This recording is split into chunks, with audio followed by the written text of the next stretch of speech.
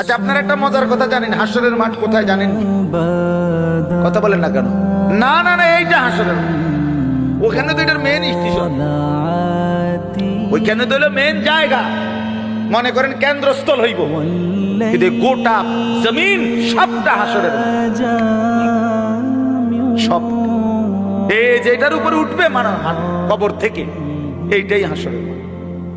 ইদাল আরদু মুদ্দাত, আল্লাহ বলছেন শুধু আমি করবো একটা কাম, যে আমার জমিনটা টাইনা আরো প্রশস্ত করে দেবো। মানুষ বেশি যে এই দূরে, হাসরের মাঠ আলগা আরেকটা মাঠ, এইটাই গোপালনগরে এই মাটি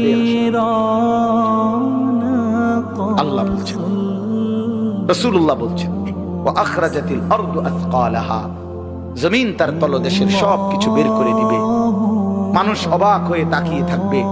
স্বর্ণ, রৌপ্য, হীরা, মণি, মুক্তা, জহরত, গ্যাস, তেল, কয়লা, অর্থ, সম্পদ, সবকিছু তার জীবনের অর্জিত জিনিস সব মাটির উপরে সে দেখবে।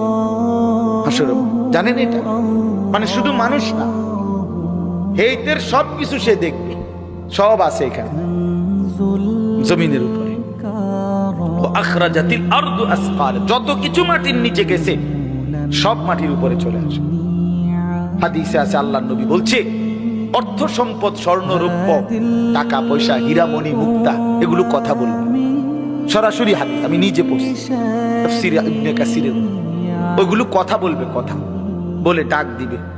এই স্বর্ণ, রৌপ্য, টাকা পয়সা ডাক দিবে, ডাক দিয়ে বলবে হে চোর, আইনা সারিক, ওই চোর বাটফার, এদিকে এদিকে নে, এখান থেকে নে। কত দরকার এই সম্পদের জন্য চুরি করেছিলি, হে ডাকাত এদিকে আসো, নাও।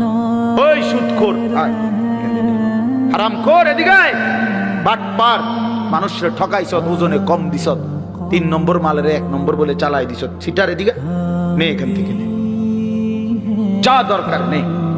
আল্লাহর কসম, এটা হাদিস আছে। এবং নবীজি সবচেয়ে আরো বলছে, আহা, সম্পদ ডাক দিয়ে বলবে হে আত্মীয়তার সম্পর্ক ছিন্নকারী, তুই চাচারে সম্পদ দেশ নাই, ভাইরে দেশ নাই, ভাতিজারে বঞ্চিত করছ, আপন ফুফুরে, আপন বোনেরে, আপন জনকে সম্পদ দেও নাই, খোঁজ নেও নাই, খবর নেও নাই। কাতিউ রাহমিন, যারা আত্মীয়তার সম্পর্ক ছিন্ন করেছিল, বেঈমান, আসো তোমরা, আজ কি পরিমাণ সম্পদ দরকার, নেও নেও, নারীর জন্য, দুনিয়ার জন্য, ক্ষমতার জন্য কি পরিমাণ টাকা নষ্ট করছো, নেও, এখন লাগবে কত। ওয়াকাল আল ইনসানু মা লাহা,